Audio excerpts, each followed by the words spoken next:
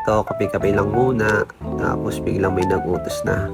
Ilabas mo nga yung labahin. Siyempre ako naman, sunod lang sa utos. Siyempre, trabaho nyo na yan. Hiwalay yung puti sa dikolor. Matik yan.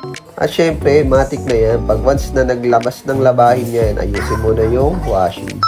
Pero napansin ko si Choco, meron na siyang puko. Ganon din siyempre si Sonic.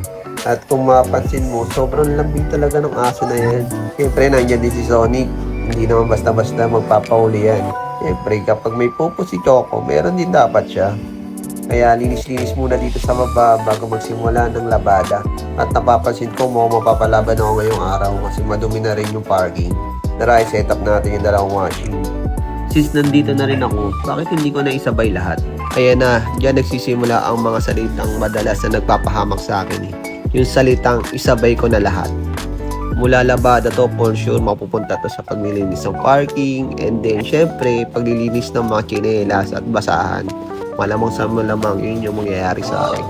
Pero maganda na rin tong pampapawi sa umaga, lalo na kung bihira ka naman din, alam mo yun, nag-aasikaso sa bahay. At the same time, dapat syempre ikaw din mismo may kusa ka.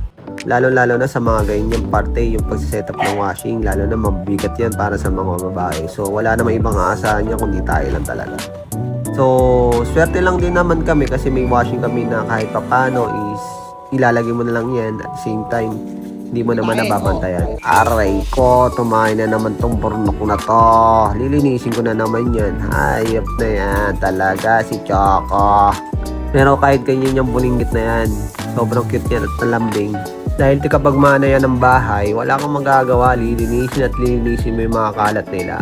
Buti na lang talaga dito sila sa parking. Kahit papano nababawasan yung hirap mo sa paglilinis, lalo na sa mga parting ganyan. Tumatay, umiihi sila. Pero ganun pa man, okay lang kasi nakakapag-upawala naman ng stress yung dalawang yan. Same time, mas komportable sila ngayon sa pwesto nila. Unlike dati, nasa loob sila ng bahay. Tapos may stress yan kapag nagdumi sila, papagalitan mo. Di ba, kawawa naman. O, di ba? Tapos na, sobrang dali lang linisin. So, tara, akit na tayo dahil kailangan na natin tong isa lang tong mga labada na to. Mga feeling ko, 3 salangan lang to. So, mabilis lang naman to. Pero dahil automatic naman yung washing natin, so sobrang bilis lang na ito. At the same time, kahit pa paano yung mga ibang bagay na dapat natin gawin is magagawa din natin dito. So ayan, sinalang na natin yung unang salang. So dyan, nagtatalo pa kami kung anong dapat unahin. And then ito lang talaga yung hassle dito kapag hindi mo talaga kabisado yung paglalaba, lalo na sa mga ganyan. Is mapapagalitan ka minsan. Pero in the long run, masasabi